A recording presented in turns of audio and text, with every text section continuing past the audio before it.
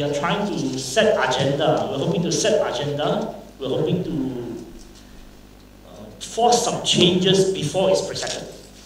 And this is presented, this paper today is presented to show Malaysians that there is a need for the Prime Minister to curb his own spending, in particular what I call, or what we call the slush funds. Now if you follow the Age this week there's a what they call, the theme for this week is Bajet 2017, Populist or Prudent. The Age has this discussion: is there a need for the government to increase taxes? Okay? Is there a need for the government to increase taxes? And also coincidentally, Chua Suyen from the Age talk about similar things that we research on. Immediate and specific lower hanging fruit, discretional development allocation to the Prime Minister Department, which we otherwise call slush fund.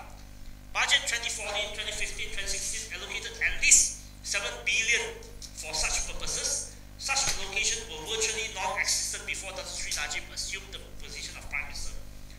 Compared to other budget items, this discretionary allocation provides scant details of their actual intents and can be utilized virtually by a stroke of pen of the Prime Minister with very little scrutiny.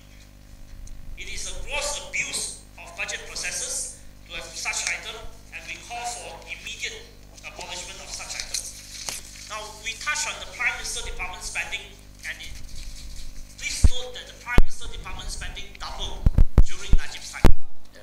Okay, before Najib became Prime Minister, the last budget of Abdul was 10 billion ringgit.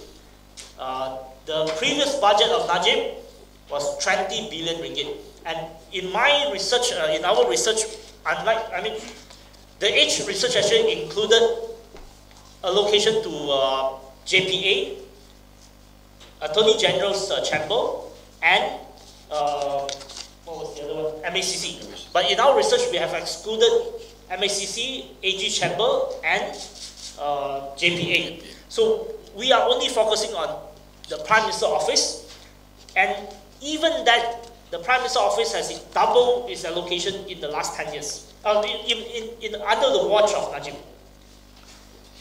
Development allocation is also huge. The Prime Minister Department has a huge development budget under Najib against the backdrop of overall shrinking development allocation. There are two sets of allocation in the budget. One set is called operating budget. The other set is called development budget.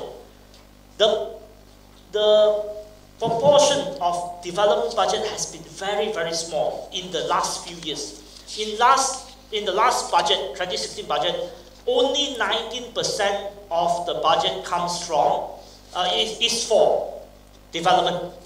Out of 267 billion budgeted for 2016, only 19% for development. However, in that small amount, Prime Minister Department took to 27%. That means a quarter of the budget allocated for development was placed under the Prime Minister Department, and not for schools, not for hospital, not for anything that is for ordinary people. It went to Prime Minister Department. And the bulk of it went to something we call the slush fund, which is under the titles of Program Pembangunan, Program Penyelarasan, Program Pembasmian Kemiskinan, Projek Kecil, Projek Khas, Projek Mesra Rakyat, and Dana Fasilitasi. These are funds that the Prime Minister has discretional power. He has full power to use it, and no one actually accounts for the usage. So we have shown in all this chart the amount of money that is here, and you can see that before 2010, it was virtually non-existent. These are all developed under Najib. Before Najib, there was no such thing, or even if there was something like that, it was very little. For instance, in 2007, only 1 million ringgit for penyusunan semula masyarakat, and there was no other items. So these items only developed over the last 4 or 5 years, and we call for its abolishment. I think it's time for us to curb all this spending, and it's time for the Najib to respond to our call. Our call is an important one.